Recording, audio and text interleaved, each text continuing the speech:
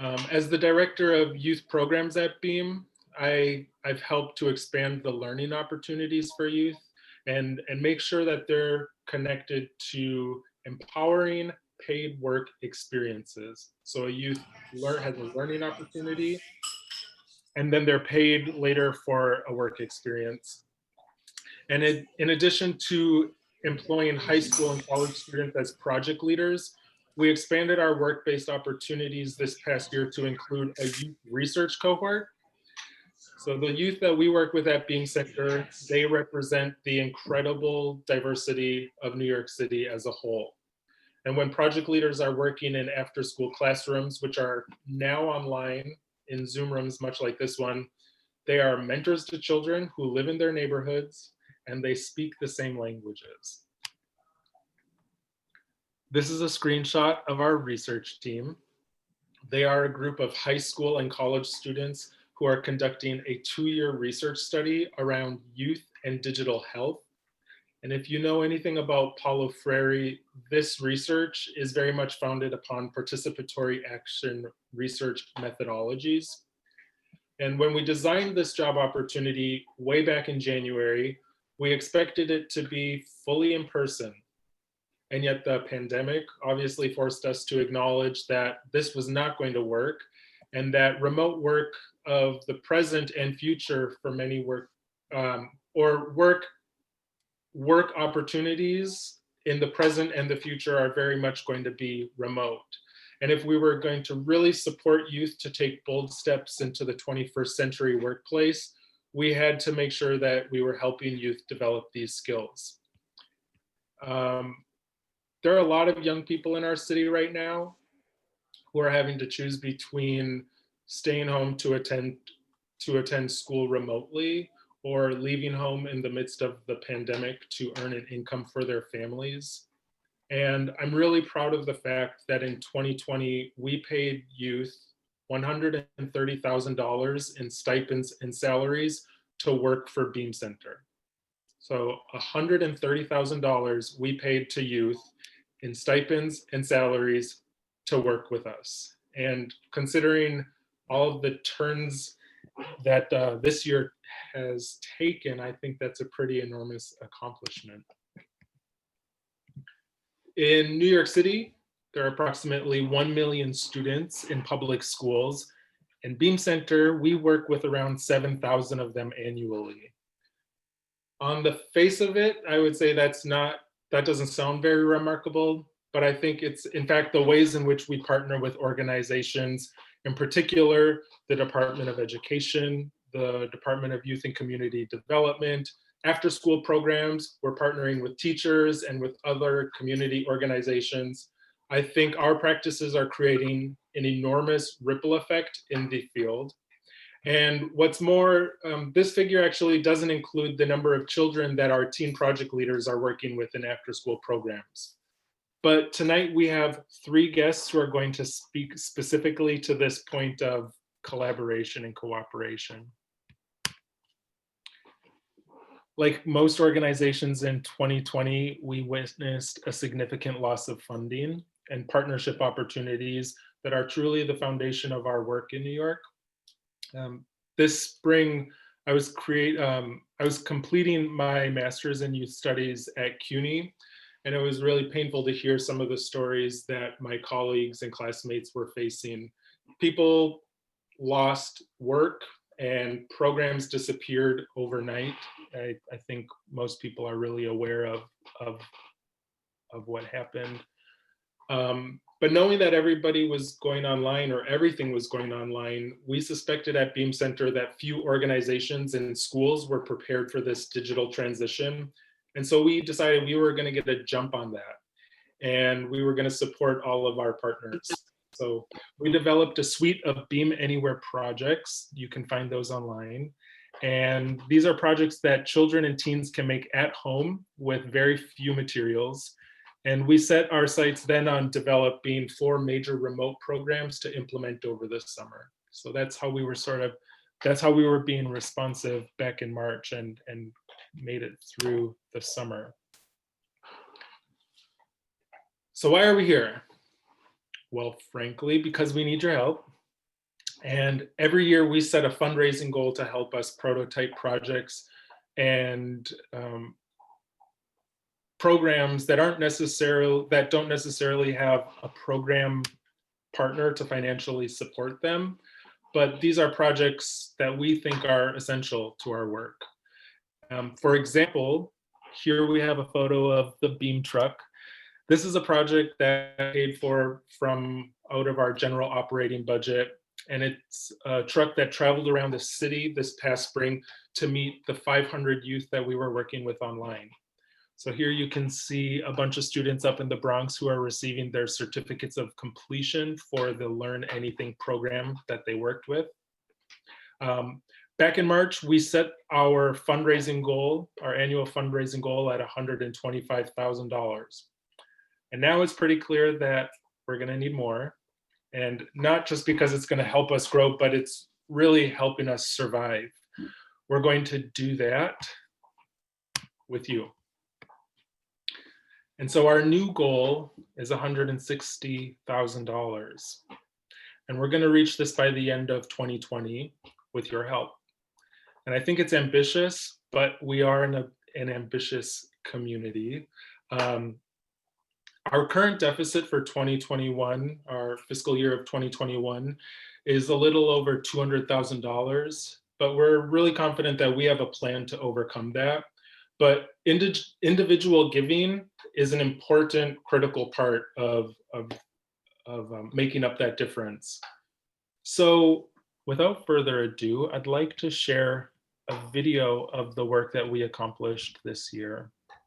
And after that, our executive director, Brian Cohen, is going to introduce some special guests for this evening. And thank you so much for being here.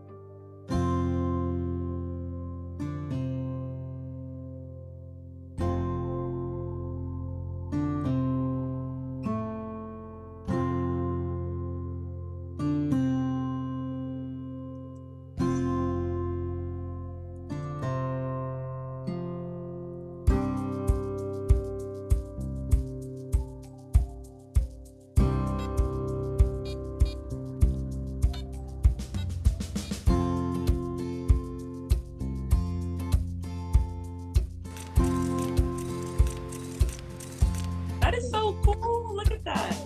¿Cómo se llama esto? A rubber band. Rubber band. You can also put something inside, so when it open up, it'll be a surprise, like right here. Oh, I love it. Yeah.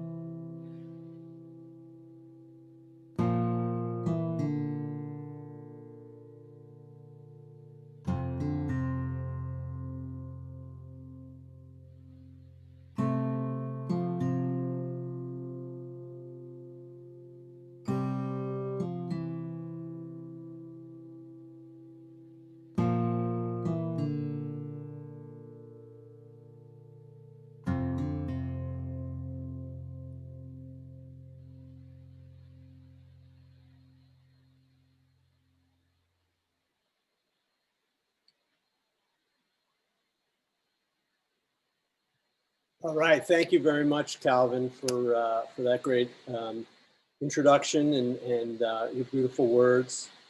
We're Oops. Now we'll have technical difficulties. Hopefully that the video didn't freeze too much for you. We will share it widely. And very special thanks to Tim Feit, who works with us, who makes these incredible pieces of work to communicate what we do. So tonight, we are here, as Calvin said, to celebrate the power of cooperation and collaboration. And I'm so delighted to have three partners here tonight to talk about our practice of cooperation. And I am triply, exponentially proud to have so many other collaborators on the call with us tonight. The Zoom view doesn't allow me to see enough of you to call you out, but I did see Scott Jackson, who is one of our foundational partners at Brooklyn International High School. There's probably many others who I am not seeing, but I'm so happy that you all could join us. The conversation we're going to have this evening is really about how we do all of our projects. Our experience of working together with people to solve big problems and create beautiful things have shown us how to work in cooperation. You have to rally people around big ideas, move quickly, inform the powers that be, but don't ask for permission, and always be designing for action. You know, we did some amazing things with the folks that we're going to talk to tonight this summer, but we're not so much here to talk about those specific things as we are to talk about what makes these kinds of partnerships unique and how they have the potential to have a wider impact in our city. So the three people that are here tonight, I'm so glad that they can join us. The first person we're going to talk to is Laura Winter. She joins us from New York City Department of Education. Saskia Trail, president of Expand Ed Schools, and Molly X, who is both a mentor and a guiding energy for Brooklyn Combine, as well as design director of creative agency Pixar.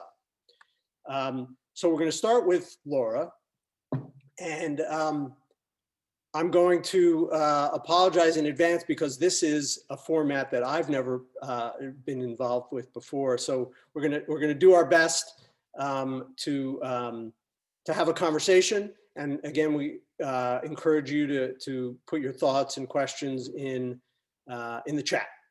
So so Laura, thanks for coming. Absolutely. You know, we talked a little bit about this last week, and I'm going to start off with you know, a question. Why do we like working together so damn much? Well, after a few years of getting to know you specifically, and then obviously by extension your team, I think our mutual desire to service our students. It's inherent in what you guys do, and it really is what we try to do. The programs that I've been fortunate enough to bring to bear at the Department of Education for our kids. Our students need programs like you have, that Beam Anywhere that you put together for this summer. What we've known from your work with us in our STEM Summer in the City program. But, you know, and I have to give a shout out. Everybody on this call knows Brian. I've gotten to know Brian over the years, and I think why I like working with you so damn much is a lot has to do with you, Brian.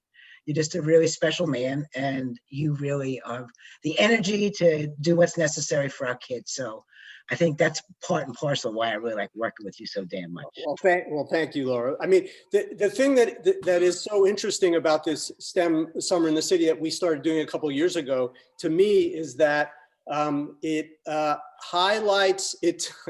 It gives an opportunity to work at scale. You know, we work with what, 1,600, 1,700 kids, but do it in a way that is not like most classrooms run. You know, you're using buildings that the teachers that you're putting in the buildings don't usually work in. Right.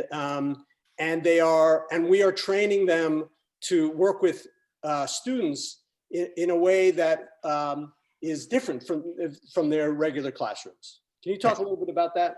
Sure. I think that most kids who go through our program and the teachers who work in the summer wish school was like this all the time. And I think most of us would, most hands-on kind of work, but we could always get kind of caught up, in at least in the past, with worrying about like test scores and what have you.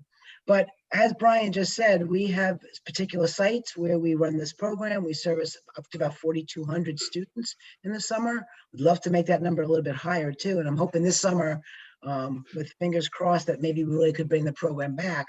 But our teachers have learned a lot as well. They need to get trained in how to facilitate this kind of learning. And there are some technical aspects that our students need help with that, you know, the BEAM folks are working alongside our teachers, as are CUNY tutors that we employ or employ to work with us. They come from the CUNY side, the youth that work through BEAM as well. So it's really a cooperative of adults and some young adults who are there to really, again, help our students succeed in the design challenges we put forth each week.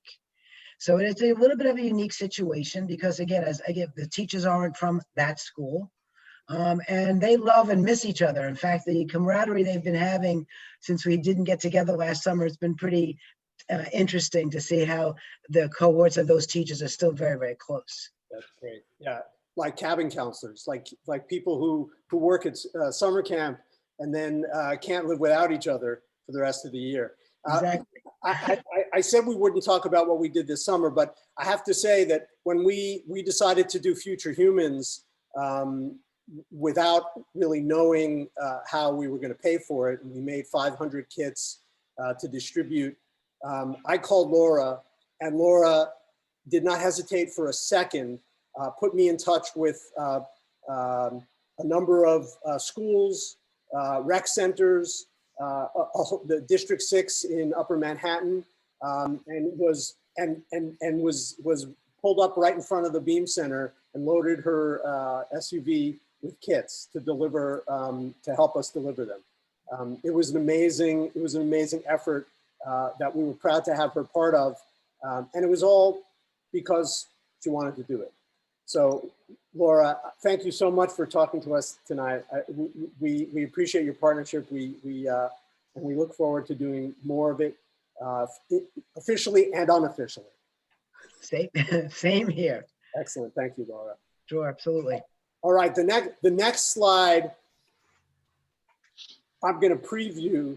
I mean, I'm going to talk to Saskia next, but before I click on this next slide, I have tried not to look at this picture for approximately 4 years because it was too damn painful. But right here is one of the early collaborations that Expand Ed Schools and Beam Center managed to take advantage of. It was an opportunity that came at us pretty fast.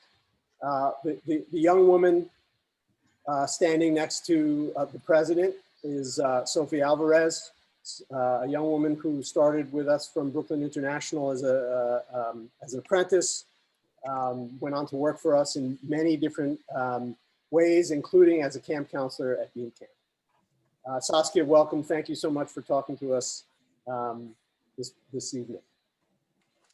It is completely my pleasure. I also have not seen this picture in about 4 years, and it does take me back to an opportunity we got from the Office of Science and Technology Policy in the White House, who we'd met a couple of times. And this was their technology night that some of you, astronomy night that some of you might remember. This was, there was an astronomer who worked in that office who asked the president whether they could put a big telescope on the White House lawn, and being the science and STEM enthusiast that he is, he was like, sure. And so there's, so we got a group of young people, and I will say we reached out to 2 organizations to see if they could get young people to astronomy night. I think Brian will remember, I think we had about 7 days to organize this. It involved getting young people through security, on the list, and then down to Washington, DC. And Brian saw the immediate opportunity. And I don't know if you rented a van or you got one, but we figured it out.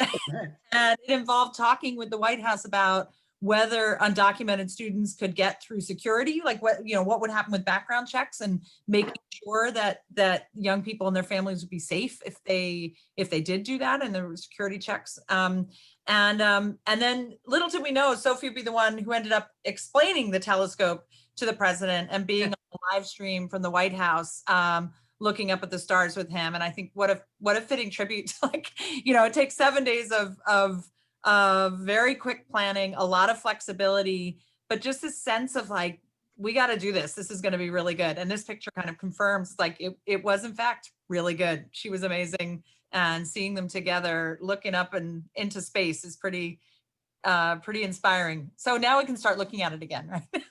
Exactly, for at least for a little while. Well, Yeah. what was it about this that is like the way we work together? Oh, this is, so there's a few things that I was thinking about in terms of sort of power of cooperation and collaboration. So one is, people talk about sort of flexibility and opportunity, and you've got to be nimble. I think the biggest thing is the can-do spirit. And like, when we say you've got to move quickly, it's like, you got to move really quickly. We needed to respond within about 4 hours to that request to have people come to the White House, and we had to give them a number. And so I think we picked 6 or 8, and we had to deliver, and so there was an opportunity. They reached out to us because they trust us. We reached out to Beam because we trust Beam. And then we made it happen. And that can-do spirit of like, we're gonna figure out how to get to yes. And we're gonna get them to DC. We don't quite know what forms we need to get filled out yet. And we will figure that out. Working with any city, state, or government bureaucracy is hard. It's hard work. And that should never stop you from saying yes to the stuff that's good for kids. And so that's why we reached out to Beam, is that I knew that we would figure out the compliance and the paperwork. Like, we will work through it together. But we're going to keep our eyes on this prize, which is getting the young people where they need to be for the experiences they need. Right. And since you said yes so many times, we can skip to how we said yes to the crisis that emerged very quickly around summer youth employment, and perhaps rather than focus too much on the effort itself, to talk about how the coalition that we work together to put together is both how it influenced government this summer, but how it holds the potential for that kind of influence going into the future. Yeah, I mean, this picture might be a perfect metaphor, and I'm making it up now, so hopefully it will work. I mean, you see here, the young person has the mic. So one of the things that we did really well this summer was there were a set of adults meeting and organizing and thinking about program design, but the young people had the microphone. And so they were the key advocates. If you were reading New York City papers, you saw the op-eds from young people talking about why it was so important to save summer youth employment program. You also see that the elected leader has the mic. So we were always aligning with the city and checking in with them so that we weren't going too far away from where the city's design was, but that meant that we could really influence it. And so I think one of the biggest successes of the summer, and I think it's a lesson for going forward, is we got an enormous number of people together on Zoom calls. So this is a paltry Zoom call compared to the groups. We had hundreds of people joining in a real spirit of program design. And so bringing together what their young people wanted to see, what they wanted to see to keep their own organizations safe and organized and operating. And there was a real spirit, that can-do spirit of sort of program design and like figuring this out. Like, we're going to figure this out. We're not going to let it drop. The city had totally canceled the program. And not for 1 second did this group think that meant that there wasn't going to be a program. I mean, literally just kept going, like, we are going to figure this out. And we're going to have, I see here on this slide, there's only 88 people at this point, but we had over 100 people sort of working together and figuring out a program design that worked for everyone and was in the best interest of kids. Absolutely. Yeah, I think this was either late in the call or early. To give some context and to shower some praise and gratitude where it is due, Beam Center had when we got serious about working in New York City, there were three key relationships that we found. The first was someone at the DOE named Rob Dorenzo, who was working on a program called Digital Ready at the time. And he made us apply to the Hive NYC to be a member of the Hive NYC. And he set up a meeting for members of the Hive NYC to meet with DOE and Jenny, at the time, Correa of the Pinkerton Foundation. It was at that meeting where I met my first funder, Jenny. And it was not much later that Jenny, I believe, introduced us to Expand Ed, who showed us how to do an apprenticeship program through their Expand Ed Options program. And that is the model that we have adopted and continue to use. And all that time, Saskia and I probably said no words to each other. We're in a fight. We just. never talked. But I knew that the power behind of thinking, the power of thought behind Expand Ed was Saskia, and I was determined to be able to work with her in the way that we got to this summer. And I am so grateful to both her lifelong efforts to advocate for the importance of out-of-school time learning, and the way that she has enabled us to continue working with Expand Ed. So thank you, Saskia. Oh, completely my pleasure. I mean, I do think there's one other theme, maybe hearing your conversation and with the Summer of STEM and Laura, is that this group that met, but driven by Brian, reaching out to us to say, let's get a group together that grew and grew and grew, was that everybody figured out they would figure the money out later, but like, let's get the design right for young people and let's figure out the bureaucracy and the funding afterwards. And I don't want to push it too hard, but that comes from knowing that you've got some unrestricted dollars that are flexible, that will fill in the gaps of where the city and some of the public funds fall short. So I think for the other folks on the call, I think it's a big community behind these program design meetings that allows us to think flexibly and know where we can push the city, where we can push them to spend their money, and where they really are really constrained in what they can support, and to make it work for young people. So it has been a joy. I would say one of the other super skills is the tech skills of the Beam Center, and the ability of Brian to run breakout rooms for over 100 people probably allowed us to get a lot more done than if I had been in charge, when I think we would have had one breakout with about 3 people and lost everybody else. So just that it's a can-do spirit and a lot of willingness and ability to use tech and good thinking in lots of different ways. Thank you, Saskia. I'll be honest, my daughter Bess, who interned for Saskia not some years ago by total coincidence, just chatted me pro, because Saskia added the additional point and created a perfect segue to the next. Thank you. Bobby, thanks for joining us. Can-do spirit, doing what you got to do, taking advantage of technology. Everything that I think, or many of the things that we bring us together with Brooklyn Combine. Welcome. Are you here? Yep, I'm still here. How's everyone? Now you're pinned. Excellent. Welcome. So let me ask you the same question. Why do we like each other so damn much? Well, for all of the reasons stated previously, and I guess some more that might be more specific to us as individuals. Your background, when we first met, obviously we met with Principal Nadia Lopez at her school and her program there. And upon our introduction, we were able to share a bit of our backgrounds in the creative world, so in the music space. And we know young people like older people, right? We all love music. And so that was something that we shared from a creative aspect. What was nice was that we both have found ways to introduce that to our young people with our programs individually. So from on a personal note, that was something that kind of, tied us together. Yeah, and it ties in with, actually, I'm going to skip to this third slide, something that I know we also agree on is that there's no need to specialize in youth. Youth thrive because they get to do hundreds of things at the same time. And you guys are so good at layering and mixing what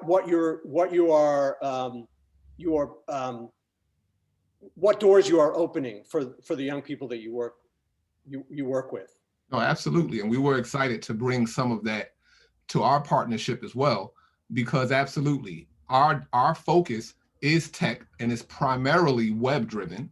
And on the legal side, obviously, you got the criminal defense. But ironically enough, those are two worlds that oftentimes our young people have to battle with, and they don't understand as much about those worlds as many people may think. You see young people engaging tech, and oftentimes, especially today, a lot of it is hidden from them. What's making it work, the fixings, how could I pull this apart and put something back together? But with this program, we were able to pool a lot of our individual resources from music individuals. We had some young people, and I know we won't go into too many personal stories, but it's hard. I'll go a little bit. We were able to pull in, we had young people who, with their, Learn Anything program, who wanted to sing, not to become professionals, simply to help them develop more confidence. And so we had a background singer who sings behind Lauryn Hill and Beyonce and all these individuals come in and work with one of the students. And that was incredible. And then we had, we've had somebody who wanted to make their own makeup, somebody else wanted to do their own skincare. So we brought in Sam Fine, a celebrity makeup artist who works with Oprah and a bunch of other people. But aside from the whole celebrity component, the hardcore tech side, guys on your side, Mitchell and all of the, and all of those good folks. So we were able to pool a lot of individuals from a lot of backgrounds to help our young people meet their goals and learn from them in the process. Yeah, it's amazing. These photos were taken at an event that the Brooklyn Combine hosted at Restoration Plaza. And these pictures show some of the young people who were vending the products that they developed through the Learn Anything program that you guys did with us this summer. Yes, absolutely. That's at the Black Lives Matter Mall, and well, now it's called the Black Lives Matter Mall.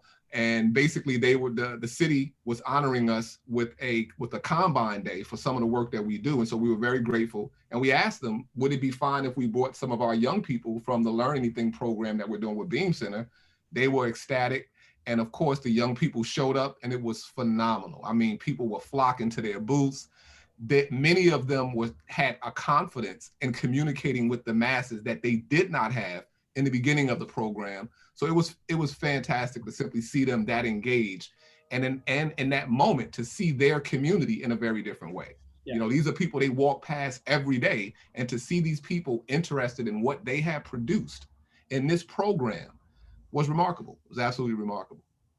Yes, absolutely. And to me, one of the most valuable things is that we are able to share the resources and the practices and learn from each other, just the same way that we hope that young people are learning and teaching the mentors and the designers and producers that they are working with. And it's really been an amazing. The other thing I wanted to point out is that when we first started talking about working together, it was all going to be a camp. That's right. That's right. Absolutely. And we were already August. It was going to be like a whole new thing at Beam Camp in New Hampshire, and we had to shift. That's right. But I tell you what, we downshifted like it was nothing. We shifted gears, and we kept each other motivated and said, listen, we all know there's a possibility that we might not be able to go in the real world, but absolutely, we're going to maximize what we do online And it turned out being extraordinary because we were able to do, one, the young people got to see us adapting. Real time, the best way to learn is through observation and participation. So they were able to see us shift gears, not become demoralized, and it absolutely affected and impacted their sense of excitement around the program. So now they became engaged to have their own little breakout rooms. They became engaged to see, well, what can I do online? A bunch of them wanted to build sites, even though that wasn't their initial focus. So it was fantastic. Yeah. Yeah, I love, to me, that's really, you know, what you were just talking about, being able to change your mind, being able to explore whatever path, you know, seems interesting to you. That is what is so often kept back from young people who don't come from affluent backgrounds.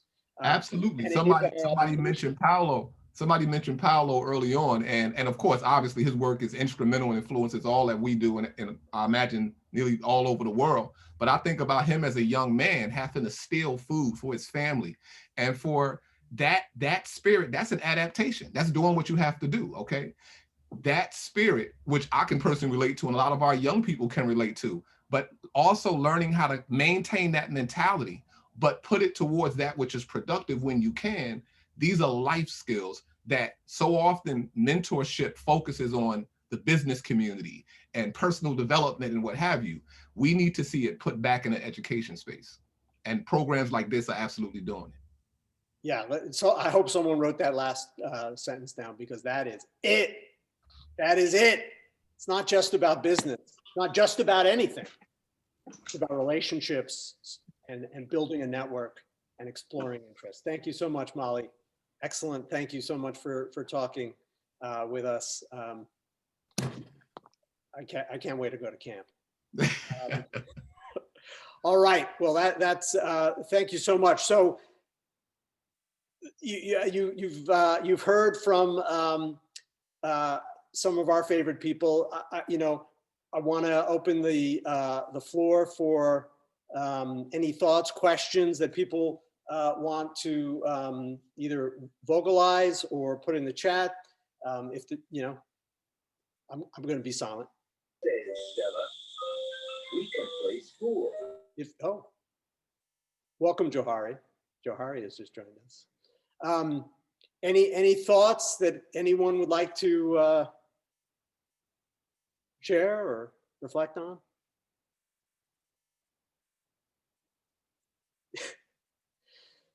Cultivating youth education ambassadors.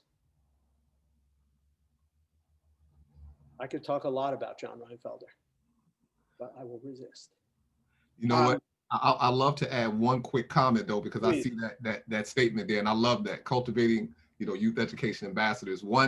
Another point that binds us together is we have a figure of speech that we often go to internally, and it drives the spirit of what we do at the Combine. And we saw the same thing in Beam Center, and it really is about creating working class intellectuals.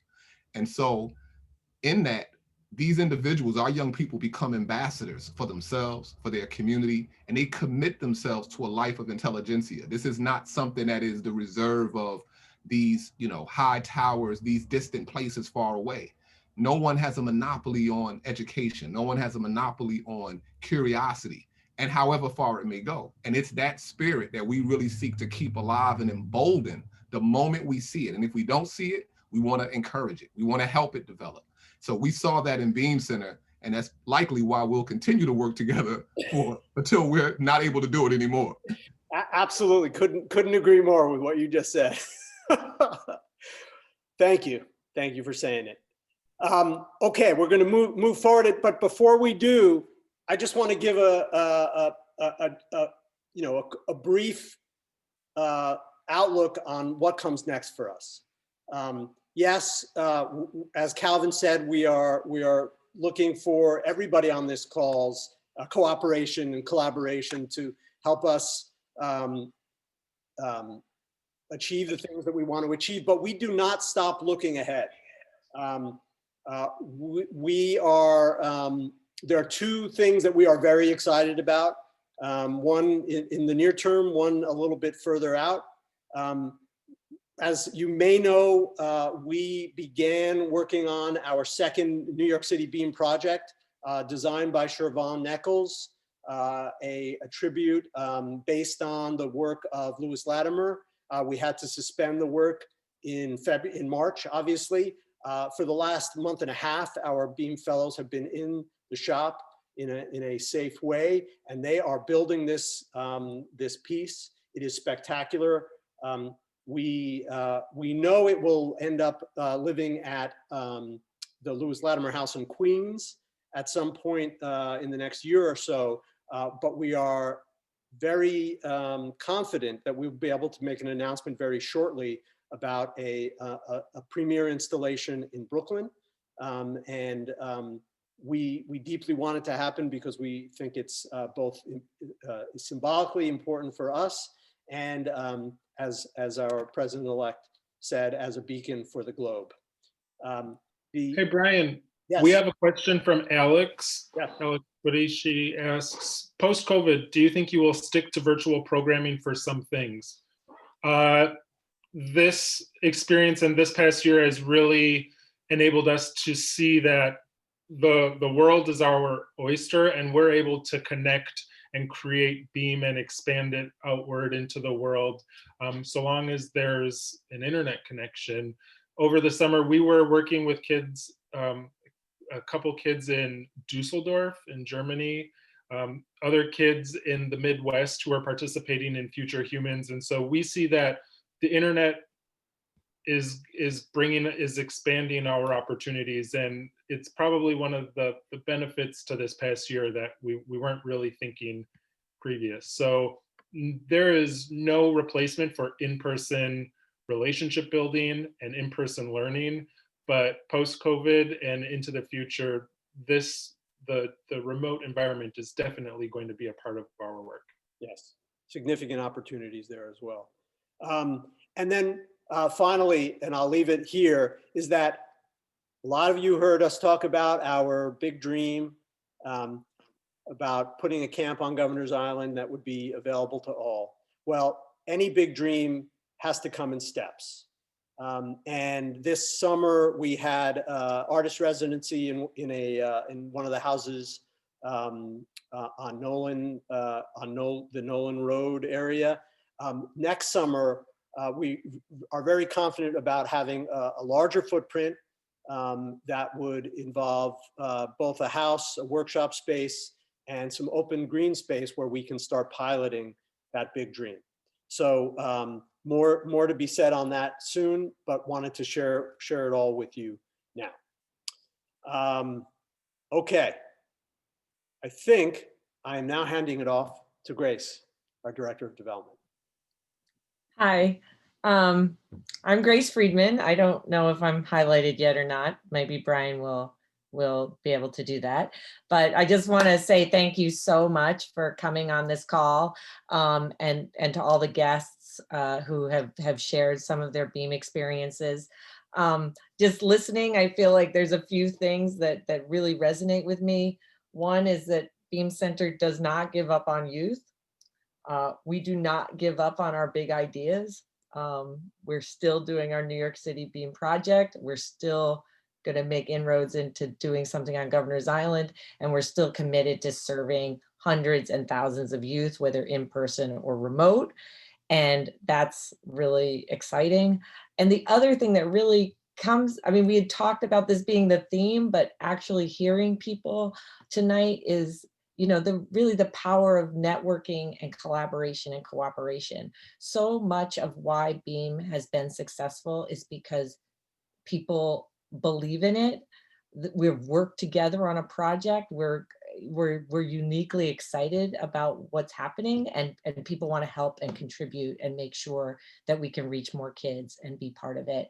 And that's super exciting. I started at camp as a camp parent, and I've been involved with Beam now for many years. So one of the things we thought would be kind of fun is we did we've been doing these Beam Anywhere projects. We've done 50 projects where youth can take household materials and make something fun or spectacular at home.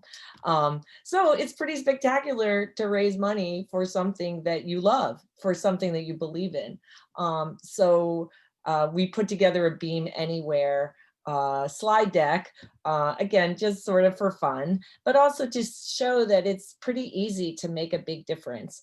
Whether you spend 5 minutes forwarding some emails, or you can spend a couple of hours reaching out to people, it's really, it's been amazing for us. In the last few weeks alone, we've had 3 or 4 instances where someone's recommended Beam, and it's resulted in a pretty big foundation grant. It's resulted in an artist doing a fundraiser for us.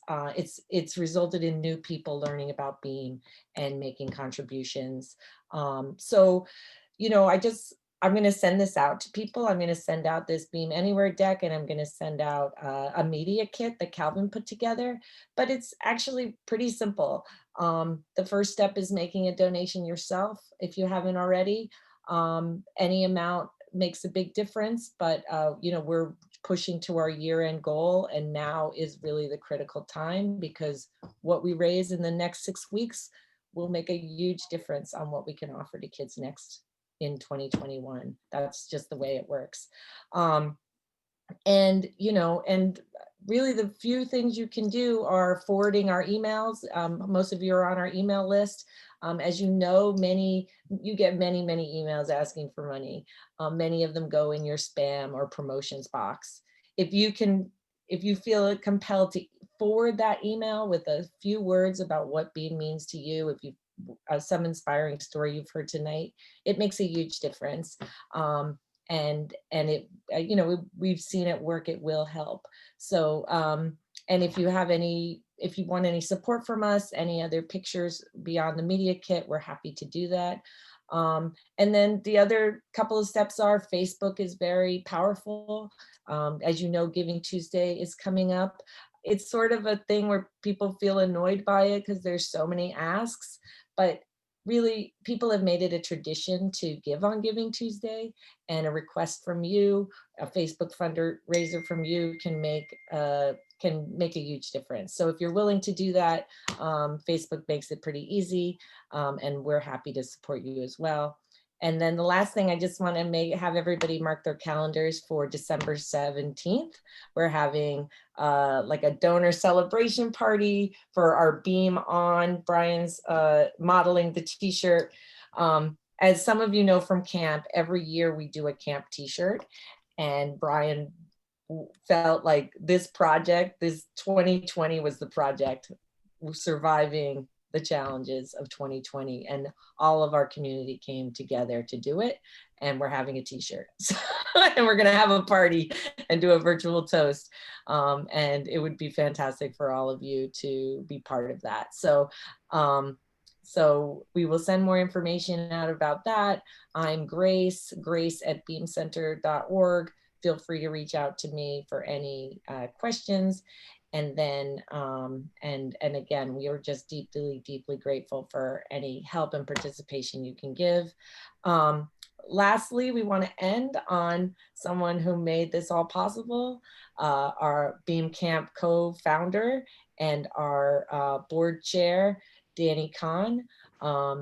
He's one of the inspiring reasons for us, for many of us, and we'd like him to say a few words and close. Danny. Wow. Hi, everybody.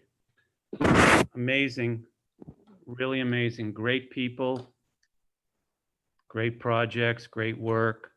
Beam is energized, and our partners are impressive. So it's wonderful to see people working together. What I noticed that I never really noticed before with these slides and the film, and it's not because of the masks, but you could not tell who was the staff and who were the students. I mean, it's actually collaboration coming to life. It's something I think that Beam has been aspiring toward from the beginning, to have shared voices, equal responsibility, learning from one another. Everything that collaboration is was coming to life there. And I noticed it for the first time in a physical sense, just by looking at all those pictures and seeing a real community. And that's an achievement. It's something I think we've been striving toward and working toward, and it is coming to life. So kudos to everyone there. I prepared some words just because I'm a little scattered at times with my thought, and I can randomly talk all night, but to connect some dots, I needed some notes. So partnerships, cooperation, and collaboration. Words you've heard a lot this evening, and they're three of my favorite words. And today's presentation just showed how real change for young people who deserve every opportunity can take hold. When organizations, institutions, concerned advocates, communities unite to build creative pathways to achieve their distinct yet common goals, possibilities become realities. So thank you to all the participants, and thanks to the Beam team who produced tonight's event. Excellent work. The other day, I was listening to a conversation between two musicians, classical musicians, who have collaborated for more than 40 years. And they were discussing how in those 40 years, they often play the same piece when they perform together. And a lot of people would assume that, familiarity breeds contempt when there's that much repetition. But they both explain that it is actually the opposite of that. As they continue to study and learn more and more about the piece they play, they have the privilege and opportunity to readdress their own performance with greater skill and refinement. They said by owning the technique, it gives them the freedom to play it anew every time. And they got very excited and contradicted the familiarity breeds contempt. They said, no, familiarity breeds preciousness. Familiarity breeds more and more amazement. And whenever I am inspired by a thought, I usually try to connect what that great thought has to do with the Beam Center, because that's just how I live. I always think of the Beam Center. So here we are again. Familiarity is a key word. It's a key word for a young person who needs to get familiar with a skill. It leads to technique, which then leads to ownership of that skill, and then the choices of how you want to apply it. Kind of the moves through collaboration and maturing with Beam programs and with the life we would love every young person to have. Also, we need the greater community to become familiar with Beam. I think if everyone just knew a little bit more about what Beam did in New York City and the work we do with our partners, it shows that there can be real change. There can be, new community structure that can achieve so much for our youth. So familiarity was a word that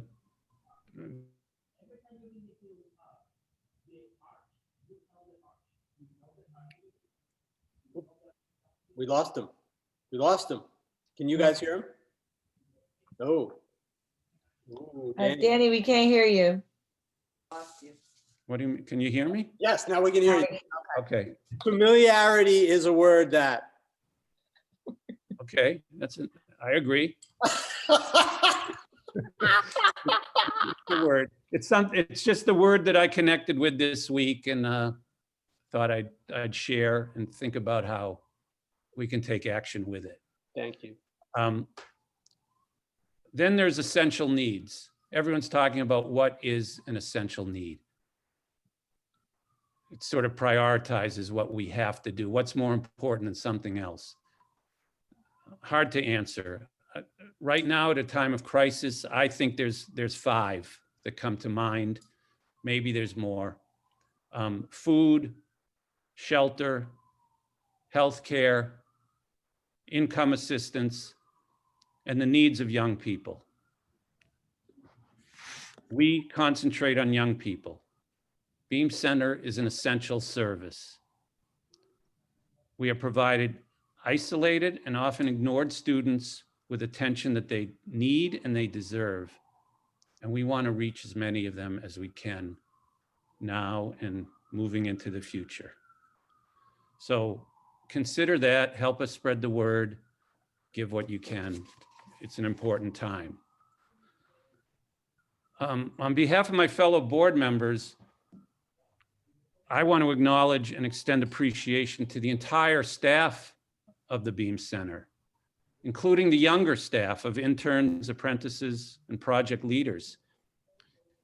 Even under the most challenging of circumstances and compromises, they have been working harder than ever, rising to bring exciting and imaginative projects to stranded youth across the city, while guiding students with inventive instruction and encouragement. It's a priceless group of people, and they do amazing work. So we are all very proud of what the Beam Center is doing and all that it can do to keep young people involved and engaged. Resources might be tight, but we can't let them down now. You know, for the past 16 years, you know, much like the young people who have attended Beam, Beam is like a young person itself. Through ambitious collaborative project making, Beam has built and connected itself to supportive networks, and we've heard from them tonight. Beam has shared what it has learned. It has pursued its own meaningful education and chose its mission. It's maturing, it's making its choices, it's learning more, it's sharing more. And now, you know, I've said it before, and I'd love to say it for all of us on this call and everyone that, you know, believes in Beam, supports Beam, participates with Beam in their own way. Beam itself is our ambitious project. It's the one we collaborate on, we work together on. Beam, we're building Beam all the time. It's our ongoing great collaboration. And we are the collaborators. Everyone on this call and others around the world who aren't on this call, but we know who they are, and we hear from them often. And we are in this together to really provide opportunity for young people in the city, and especially those who need the environment to get that opportunity in front of them. So, you know, I hope you all feel proud of, I'm proud of you, and really happy that so many people, you know, there was a time when Brian and I were the only ones that were fixing the cesspools at camp 16 years ago. And I'm glad there's more people around now that can help us with that. So please continue your collaboration, continue your support, it's paramount. And thanks for taking the time tonight to be here with us. Let's all stay in touch, and please be careful along the way. Thank you. Thank you, thank you, thank you. We appreciate you all being here.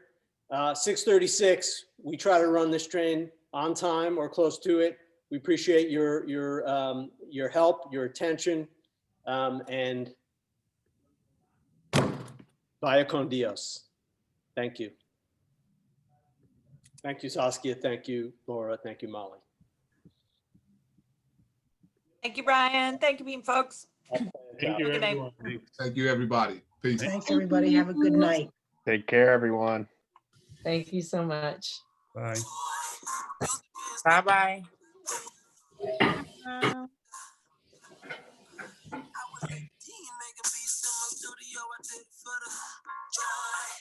Now you might feel it take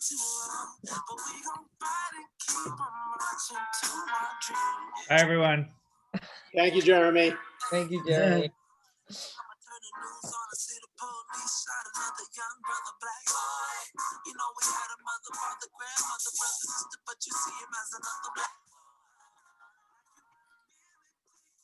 Hey, Joanna. How are you? All right, how are you guys? We're okay. How's everything going though? Good? You know, trying to make it work. I missed getting rid of her this past summer. Well, we're gonna make it up to you, we promise. I know they're trying to get rid of me somehow. As it should be. My 13-year-old is like, I like my new school, but I hate my new teacher. Yes. All right. So we're trying to adapt. Yes, we all are trying to do that, that's for sure. I miss Oh. you guys. Yeah, well, you know, we were seeing each other all the time there for a second. Yeah, Definitely. well, Well, we'll see each other again. we'll We'll start talk to again, you we'll start guys again soon. soon. Definitely. Take it easy, Hugs. guys. Bye. Bye. Hi, Bess, thanks for joining in. Okay, good. Okay, Hi, Bess. I can turn the music off now. Good night. Hi.